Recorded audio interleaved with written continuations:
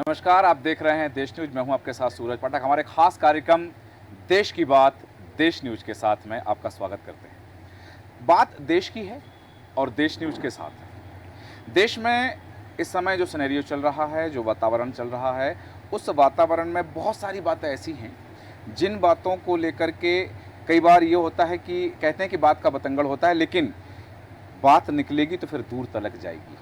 और एक बात ऐसी है जो इस समय बहुत दूर तलक जा रही है, और वो बात है एक चुनौती की।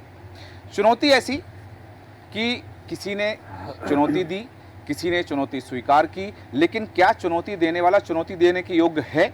सवाल इस पर खड़े हो रहे हैं। जिन्होंने चुनौती स्वीकार की, उन्होंने एक और चुनौती दे दी कि पहले आप इस चुनौती को स्वीकार करो, तब आपकी चुनौती का हम उत्तर देंगे। और ये चुनौती किसकी है? सनातन धर्म के लिए की।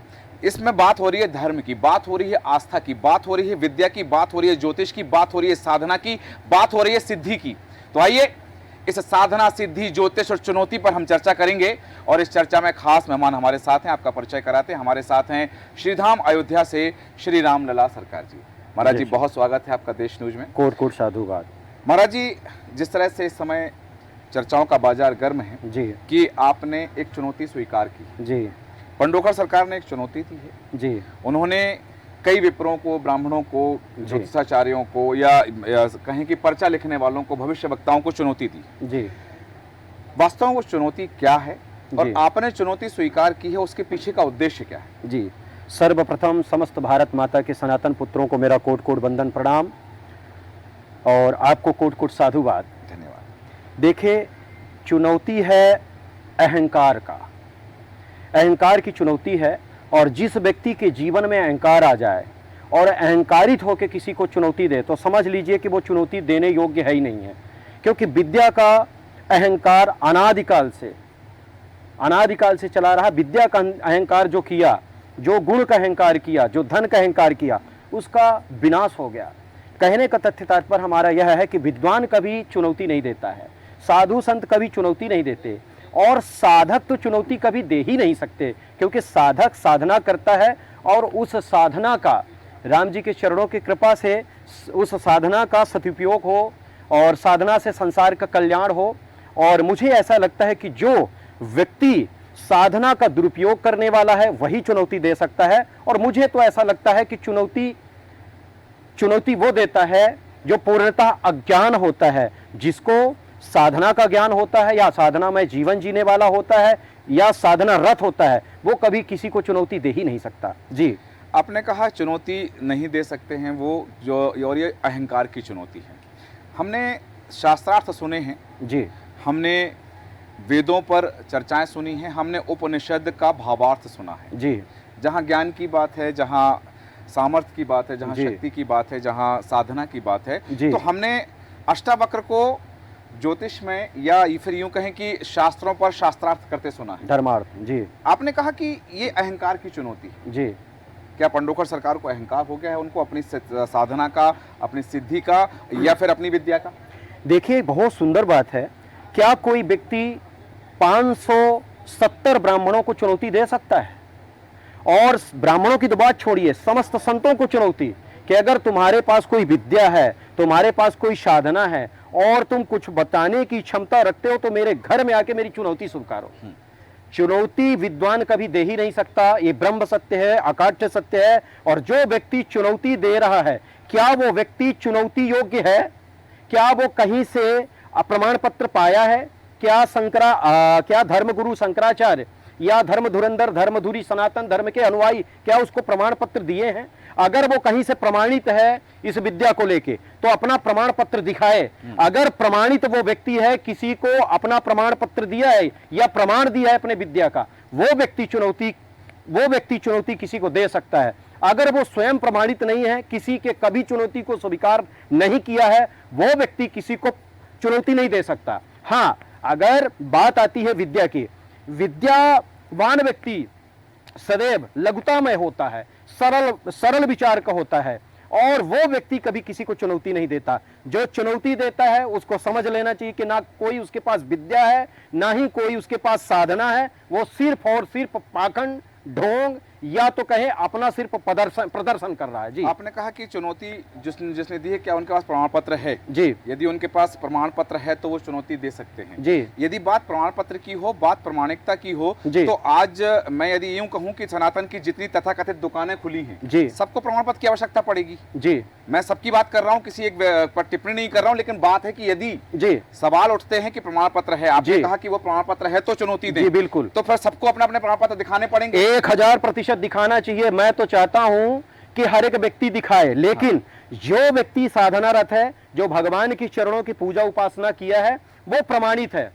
धर्म को लेकर कोई प्रमाण पत्र नहीं दे सकता इस सृष्टि में, लेकिन जो धर्म के विषय को लेकर चलने वाला व्यक्ति है वो प्रमाणित होना भी चाहिए। प्रमाणित इसलिए होना चाहिए, अगर वो प्रमाणित नहीं है तो दूसरे को वो प्रमाण पत्र नहीं दे सकता है। हमारे जीवन की बात कहें, अगर व्यक्तिगत मैं अपनी बात कहता हूं, दूसरे की बात नहीं करता, मैं 10 साल इस साधना को समय दिया हूं। मेरे कुटुंब वाले मुझे लेके सोच लिए थे कि मेरा जीवन है ही नहीं है। मैं 10 साल समय दिया और उसी 10 साल के सार को ग्रहण करते हुए मैं इस विद्या का भी साधना किया, अर्जित किया। लेकिन आज तक मेरे मुख से कभी किसी विद्वान के लिए, कभी किसी संत के लिए, कभी किसी साधक के लिए चुनौती वाला शब्द नहीं निकला है। भगवान राम जी की चरणों की सौगंध मैं खा के कह रहा हूं, इस धराधाम में, इस सृष्टि में जितने भी धर्म के धुरी हैं, साधक हैं, वो लेश मात्र, किंचित मात्र भी कभी किसी को नीचा दिखाना नहीं चाहते। 60 लोग, मूर्ख लोग और जो अज्ञानी लोग हैं, जिनके पास कोई विद्या नहीं है, लेश मात्र, किंचित मात्र कुछ भी नहीं है, वही चुनौती देते हैं। और आपके चैनल के माध्यम से एक छोटी सी बात मैं कहना चाहता हूं, अगर तुम्हारे पास साधना है, तुम विद्या अर्जित किए हो और तुम्हारे पास सच में विद्या है, तुम कुछ बताने की क्षमता रखते हो, तो अपने घर से मत ललकारो, सामने आओ, मीडिया के सामने आओ, दूसरे जगह में आओ और अपना प्रमाण दो। तुम बता देते हो आधार कार्ड का नंबर, नोट का नंबर बता देते हो, किसी व्यक्ति के रहस्य के बारे में बता देते हो, मैं नोट भी लाऊंगा, मैं आधार कार्ड भी लाऊंगा, चाहे मैं किसी का भी लाऊं, बताओ, प्रमाण दो। अगर तुम्हारे पास ये कला है, विद्या तुम्हारे पास है, तो प्रमाणित करो। अगर नहीं है तो तुम किसी को चुनौती देने योग्य नहीं हो। अगर तुम चुनौती दे रहे हो तो तुम सटता कर रहे हो। आपने कहा चुनौती ये योग्य नहीं है, योग्यता पर सवाल खड़े हो रहे हैं कि वो चुनौती देने योग्य हैं या नहीं है। सबसे बड़ा सवाल तो ये कि चुनौती दी ही क्यों? क्या उनको लगा कि उनके मैं कहूंगा ग्राहक कम हो रहे हैं उनके, या फिर उनको मानने वाले लोग कम हो रहे हैं, उनके पास आने वाले लोग कम हो रहे हैं, या लोगों की उनके प्रति आस्था कम हो रही है इसलिए? मैं तो कहूंगा कि ये अज्ञानता का विषय है। मैं तो कहूंगा अज्ञानता का विषय है। सनातन धर्म इससे नष्ट होगा। सनातन धर्म के ऊपर उंगली उठाने वाले जो नर पिशाच बैठे हैं, जो सनातन धर्म को टारगेट करने वाले लोग हैं, वो इस विषय को लेके फायदा उठाएंगे। और मैं तो कह रहा हूं, राम जी के चरणों के कृपा से विद्वान अगर कोई चुनौती दे, विद्वान अगर कोई चुनौती दे, आदि गुरु शंकराचार्य अगर चुनौती दे, जगत गुरु शंकराचार्य चुनौती दे, यहाँ के प्रकांड विद्वान चुनौती दे, तो उनके श्री चरणों में प्रणाम करते हुए कुछ बात रखी जा सकती। लेकिन वो चुनौती दे रहे हैं जिनको चुनौती का मतलब ही नहीं पता है, जो जानते ही नहीं कि शास्त्रार्थ होता क्या है। अरे विनम्र बनो। जो ब्राह्मण का अपमान करता है, ब्राह्मणों को चुनौती देता है, मैं उसको कहता हूं कि सबसे बड़ा अज्ञानी है, मूर्ख है, उसके पास कोई विद्या नहीं है और वो पब्लिक का सिर्फ और सिर्फ धन अर्जित कर रहा है, धन का शोषण कर रहा है, पब्लिक को गुमराह कर रहा है। उसके पास कोई विद्या नहीं, 0% वो व्यक्ति है। और अगर विद्वान है तो आपके चैनल के माध्यम से बताए, बड़े और चैनल है उनके माध्यम से बताए, और अपने घर को छोड़ के साबित करे कि मैं विद्वान हूं। मैं कहता हूं, अगर वो साबित कर दिया कि मैं विद्वान हूं तो मैं जीवन भर गुलामी करूंगा। और नहीं कर पाया तो पूरे जितने लाखों लोग ठगे गए उनका पैसा लौटाएगा, उनसे क्षमा मांगेगा और कहेगा कि मेरे पास कोई विद्या नहीं है। जी, उनके पास कोई विद्या नहीं है। ये आपने कहा कि यदि ऐसा होता है तो वो करते हैं, जी, करेंगे तो आप स्वीकार कर लेंगे कि हाँ ठीक है ये चीजें। यहाँ एक बात आ रही है, हमने सुना है जी कि जब जब हो धर्म की हानि, जी, बाढ़ असुर अधम अभिमानी। जी, ये तब होता है जब खुद धर्म ध्वजा के वाहक जी धर्म के विरुद्ध कार्य करने लगे। जी, जो धर्म के पुरोधा माने जाते हैं, यदि वो धर्म के विरुद्ध कार्य करने लगे, जिनके कांधों पर जिम्मेदारी है सनातन की वजन उठाने की, सनातन के प्रचार की, यदि वही सनातन के विरुद्ध कार्य करेंगे तो क्या ये वो समय है कि जब जब हो धर्म की हानि? बिल्कुल, आपका कथन सत्य है। इसीलिए मैं खड़ा हो गया। 570 ब्राह्मणों के लिए जब चुनौती दी गई, उनको ललकारा गया, तो मैं उनके श्री चरणों को प्रणाम करते हुए, संतों के श्री चरणों को प्रणाम करते हुए, उनके चरणों का रज लेते हुए मैं स्वयं खड़ा हो गया कि अगर तुम्हारे पास कुछ है, देखिए जी, जो व्यक्ति चुनौती दे रहा है उस व्यक्ति को 3 चुनौती मिल चुकी है, आज तक वो व्यक्ति साबित नहीं किया कि मैं विद्वान हूं। ठीक है ना? अगर तुम्हारे पास विद्या थी तो तुमको साबित करना चाहिए। मेघराज मित्तल जी, उन्होंने चुनौती दी है, टाटा प्रकाश चुनौती दिए, ठीक है ना, और श्याम मानव चुनौती दिए, दुनिया भर के लोग चुनौती दिए, क्यों नहीं स्वीकारे? अगर तुम कहते हो कि मैं स्वीकारा, मैं मीडिया के सामने बोला, तो ऐसे तो मैं भी बोला हूं कि तुम्हारे चुनौती को मैं स्वीकार कर रहा हूं, मेरे पास आओ। ये चुनौती नहीं है। अगर तुम्हारे पास विद्या है, इस विद्या के तुम साधक हो, तो साधक किसी भी जगह में जाके बताने की क्षमता रखता है, वो साधक है, और वही व्यक्ति किसी को चुनौती दे सकता है। अभी साधना का प्रदर्शन विद्वता है? जी नहीं, ये मूर्खता है, ये मूर्खता है, चाहे हम हो चाहे कोई और हो। मैं कहता हूं, ब्राह्मणों के श्री चरणों में प्रणाम करते हुए, विनम्र प्रार्थना करते हुए उस व्यक्ति को निमंत्रण देना चाहिए कि आइए, आपके श्री चरणों का रज यहां पड़े और हमारा यज्ञ सफल हो। हम तुमको ललकार रहे हैं, हम तुमको चुनौती दे रहे हैं, ये कौन सी बात हो गई? विद्वान कभी किसी को चुनौती नहीं देता, सठ देता है, मूर्ख देता है। आपने कहा 570 ब्राह्मणों को चुनौती दी है जी, उनकी चुनौती आप ही ने क्यों स्वीकार की? इसलिए चुनौती मैं स्वीकार किया। जो हमारे अन्य ब्राह्मण हैं, अन्य अनुयायी हैं, वो बेचारे किसी कारण बस नहीं बोलते, लेकिन मुझे लगा कि मुझे बोलना चाहिए, क्योंकि उस विषय को लेकर मैं जानता हूं, उस विधा को मैं जानता हूं, उस क्रिया को मैं जानता हूं, उस साधना को जानता हूं, इसीलिए मैं चुनौती दे रहा हूं, क्योंकि चुनौती स्वीकार किया हूं। अगर मेरे को पता नहीं होता तो शायद भी है। बिल्कुल दिया हूं। आपकी चुनौती क्या है? मेरी चुनौती है कि मेरा एक प्रश्न है। देखिए, निजी जीवन की बात अगर कोई करे तो इस सृष्टि में ऐसा कोई व्यक्ति नहीं है जिसमें गुण नहीं है, अवगुण नहीं है। इस सृष्टि में गुण अवगुण सबके उड़ रही हूं, वो कमी सब में है। लेकिन विद्वता की बात आती है तो मेरा एक प्रश्न है, मैं एक प्रश्न लिख के रखता हूं, अगर बता दो तो जीवन पर्यंत तक मैं गुलामी करूंगा, और नहीं बता पाए तो 570 ब्राह्मणों के श्री चरणों में प्रणाम करते हुए क्षमा मांगोगे। मेरी ये बात है। कई दशकों से वो पर्चा निकाल रहे हैं, लोगों की भविष्यवाणियां कर रहे हैं, क्या वास्तव में उनके पास कोई विद्या है या सिर्फ वो ढोंग है? देखिए, अगर विद्या होती तो विद्वान विनम्र होता है, नम्र होता है, सहज होता है, सरल होता है, वो व्यक्ति कभी चुनौती नहीं देता। ये सच बात है। और मैं अभी कह रहा हूं कि कोई विद्या नहीं है, 0%।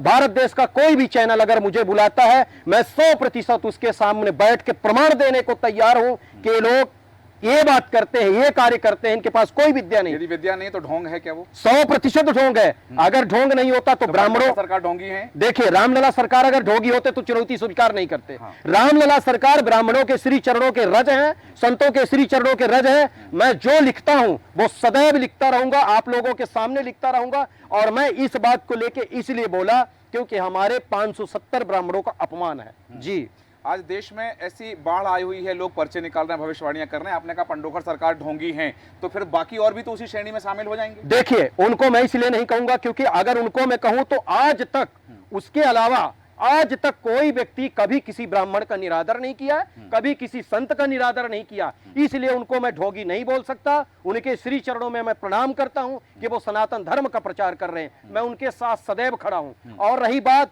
जो व्यक्ति चुनौती दे रहा है, मैं उसको पहले भी कहा, आज भी कह रहा हूं और आगे भी कहूंगा, जिस दिन मेरे सामने वो व्यक्ति मीडिया के सामने बैठेगा, उस दिन मैं प्रमाण दूंगा कि इसके पास कुछ नहीं है।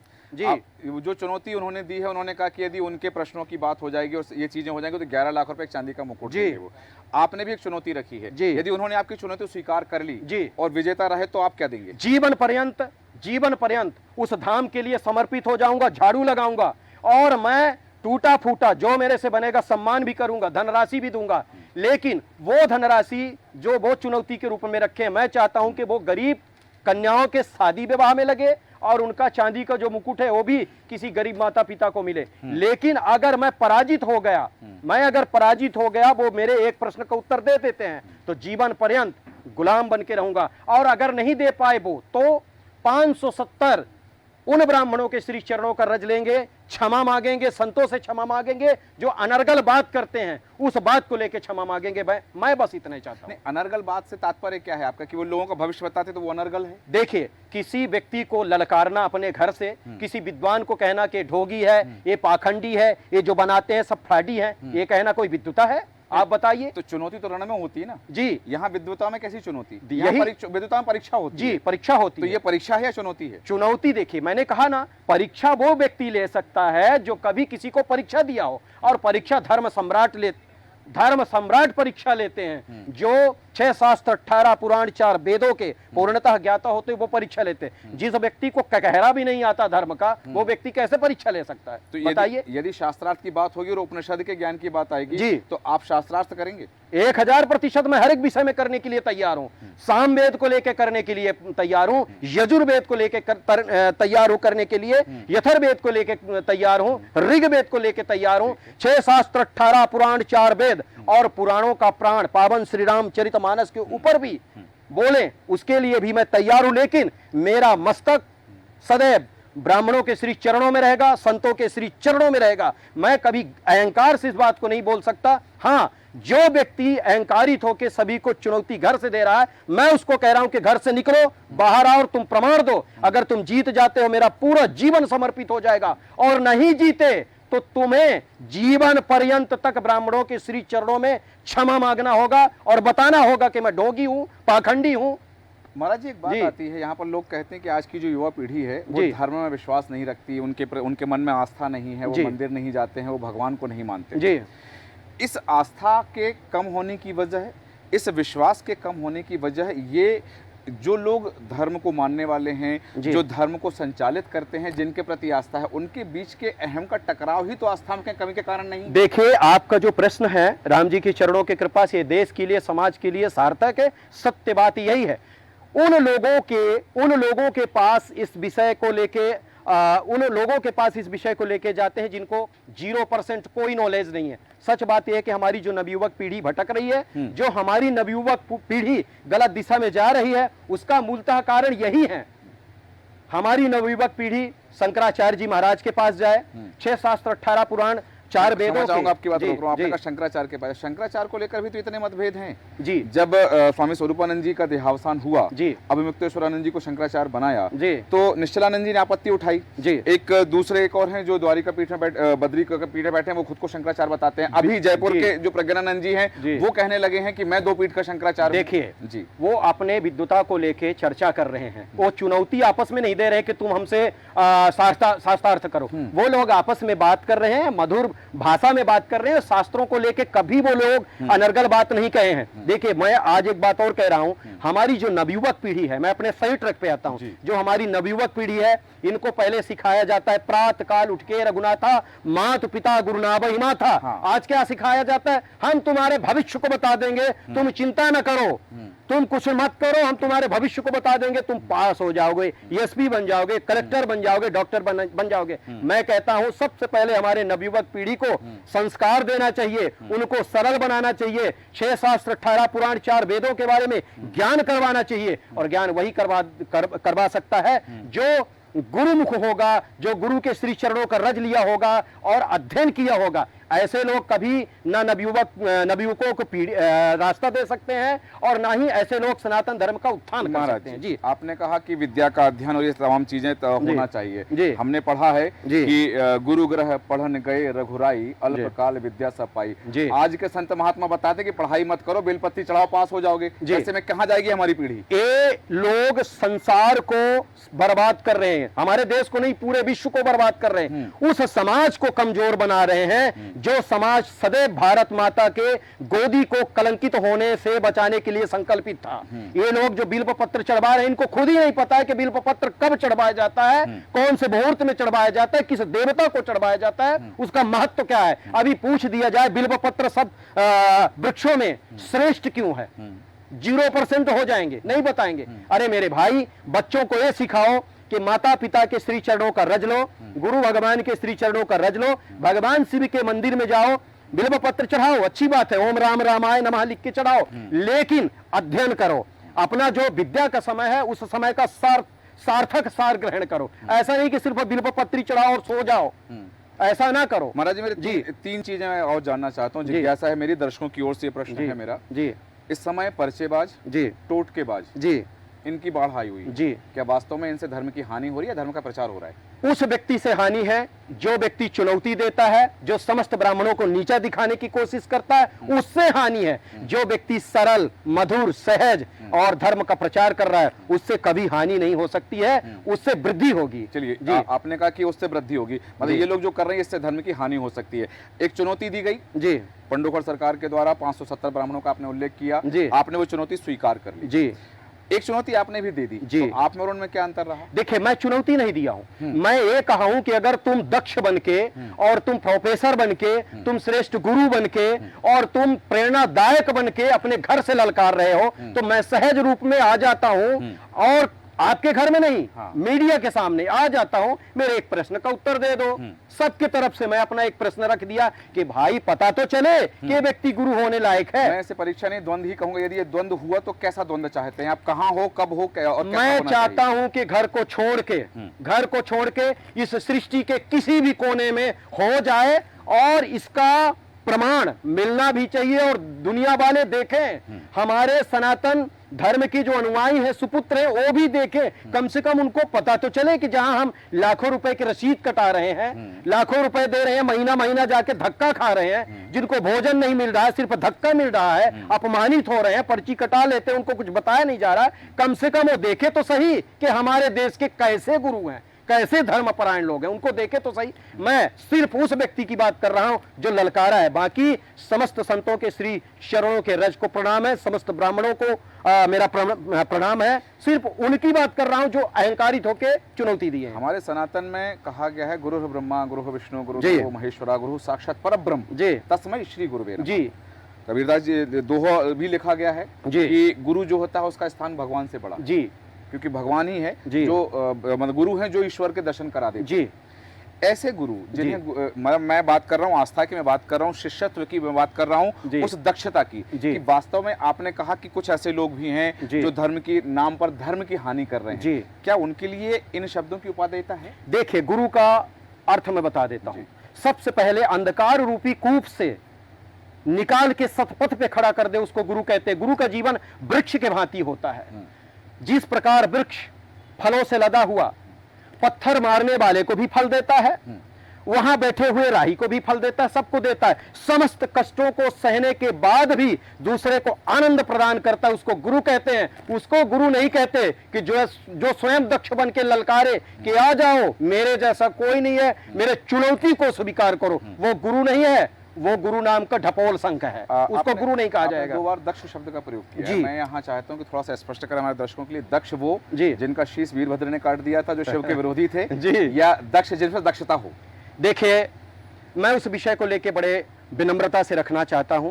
अपितु राम जी के चरणों के कृपा से ऐसे लोगों को दक्ष शब्द से संबोधित करना ये ठीक नहीं है, श्रेष्ठता नहीं है। जी। वो दक्ष भी नहीं है, वो कुछ नहीं, अज्ञानी लोग हैं और उनको तो मैं मूढ़ कहूंगा कि ब्राह्मणों का अपमान कर रहे हो, संतों का अपमान कर रहे हो। मैं कहूंगा समझ जाओ, सनातन धर्म का अपमान मत करो और जो कर रहे हो वो करते रहो। भगवान के चरणों का रज लेके अपने जीवन को व्यतीत करो। समाज को कुमार्गी मत बनाओ, सदमार्गी बनाने की कोशिश करो और अपने शब्द को वापस ले लो।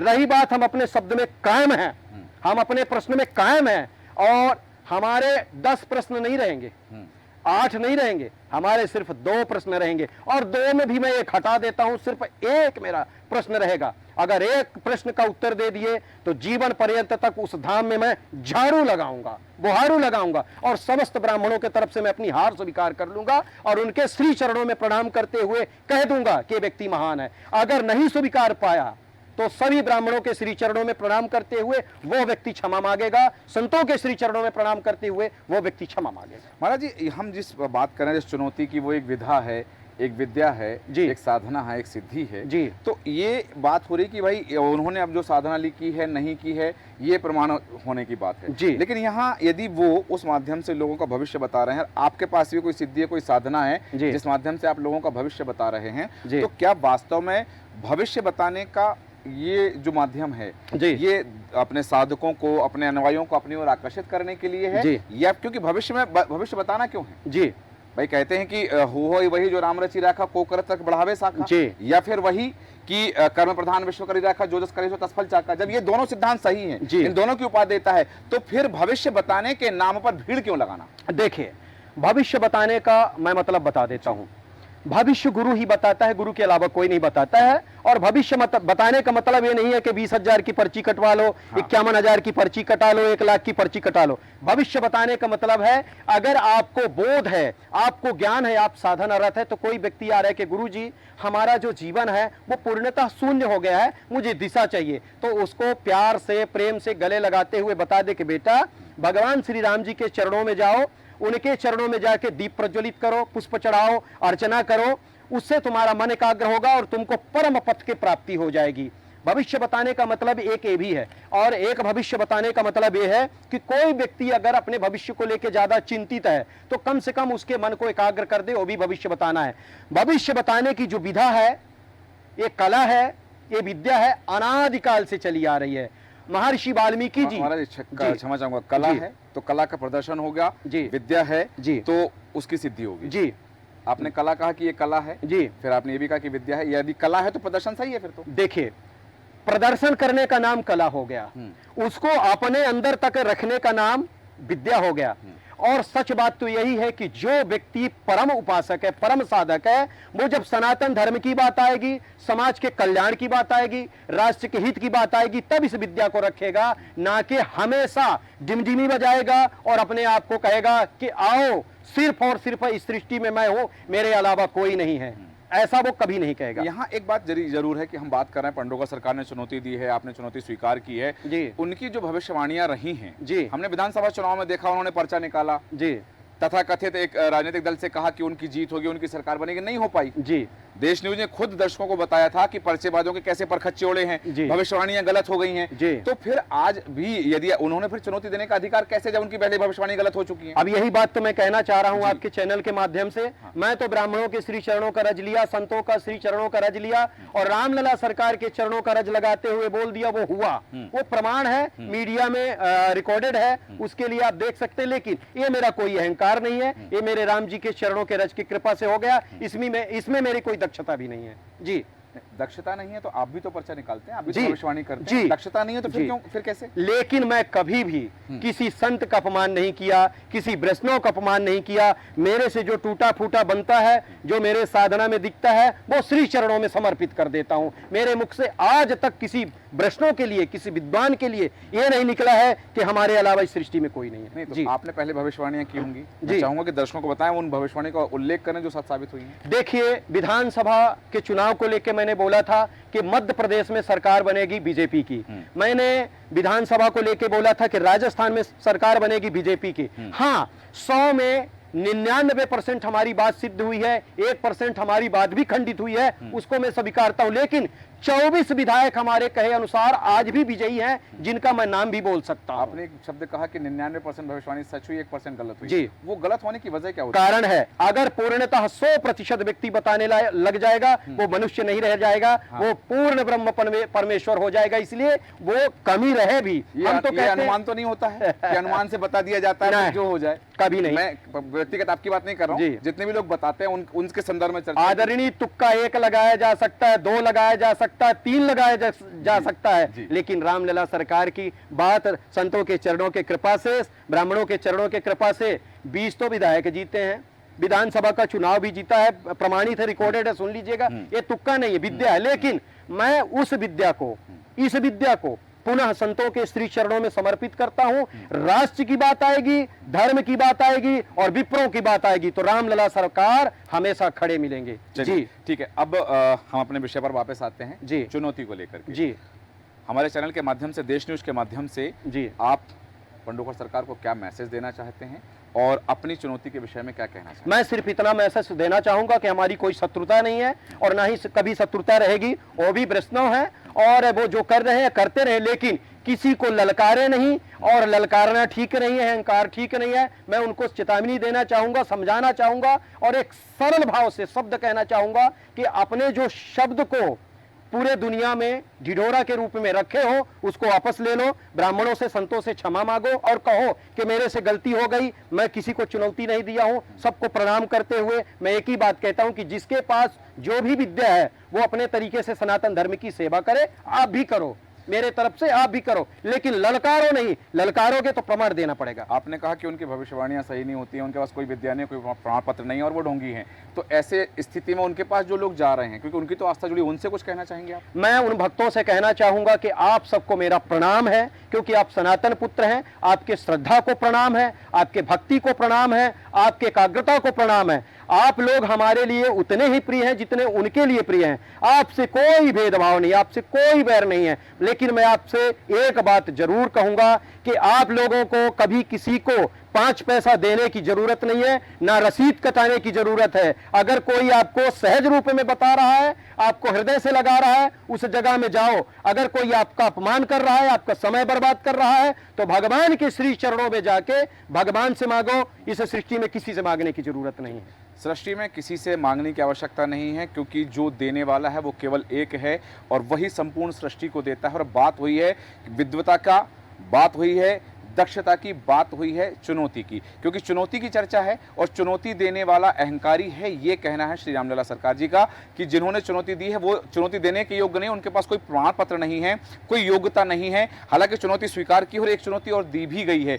उस चुनौती को किस तरह से स्वीकार किया जाता है और जो बात कही गई है कि क्या होगा उस चुनौती का, जैसा कहा गया है, रामलला सरकार जी ने कहा है कि मीडिया के सामने आए, अपना घर छोड़ करके कहीं आए और वहां पर इसका प्रदर्शन हो या फिर इसकी परीक्षा हो। दोनों बातें हैं कि परीक्षा होगा या प्रदर्शन होगा, ये देखना एक बात आदरणीय और बोलना चाहूंगा, एक बात। अवश्य। उन्होंने पहले अपना पक्ष रखे कि कोई भी आए 10 प्रश्न का उत्तर पहले मैं दूंगा, इसके बाद वो दे जो आएंगे, ये वो अपना पक्ष रखे।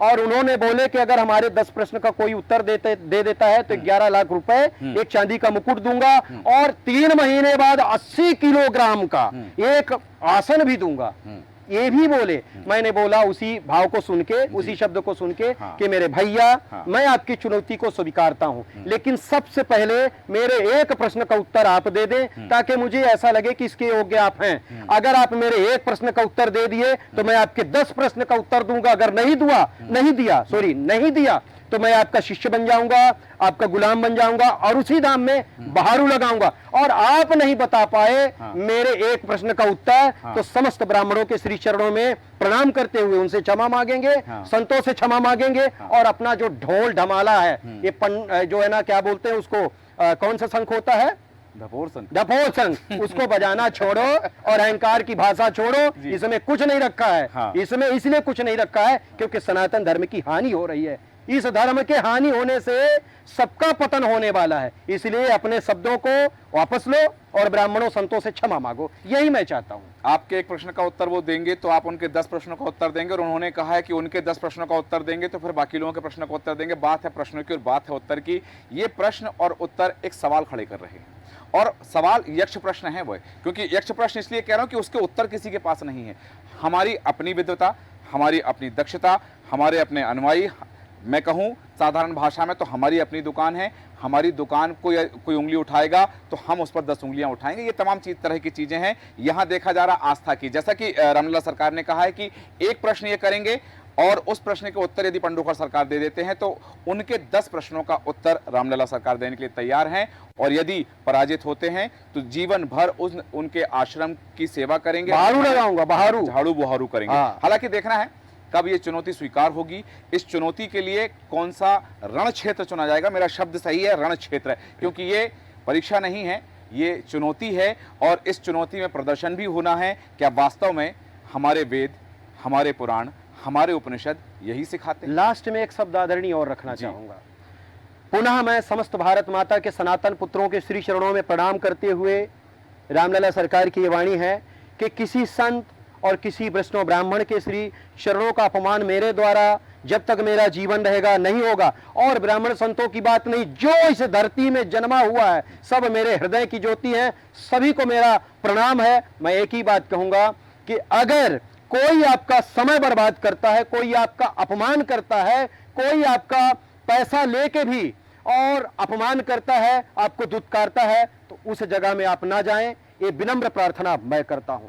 जय श्री रामलला सरकार। जैसा कि रामलला सरकार ने कहा है कि जहां अपमान होता है वहां नहीं जाना चाहिए, हालांकि ये बातें पहले से भी चली आ रही हैं, लेकिन आपका बहुत बहुत धन्यवाद देश न्यूज से चर्चा करने के जय लिए। और श्री जिस राम। तरह से खूब रामलला खूब सरकार जी ने कहा है जी। कि चुनौती स्वीकार है और उस चुनौती को स्वीकार करने के लिए एक प्रश्न वो करेंगे, 10 प्रश्न वहां से आएंगे, उसके उत्तर देंगे। बात है प्रश्नों की, बात है परीक्षा की, बात है प्रदर्शन की। देखना दिलचस्प होगा कि सनातन धर्म के ध्वजवाहक, सनातन धर्म के पुरोधाओं के इस द्वंद्व का जनता की आस्था पर क्या असर पड़ता है। और जैसा कि कहा गया कि पंडोखर सरकार लोगों की आस्था से खिलवाड़ कर रहे हैं, क्या ये निरंतर जारी रहेगा या फिर इस पर अंकुश भी लगेगा। हमारे आज के खास कार्यक्रम में इतना ही। बने रहें देश न्यूज के साथ। नमस्कार।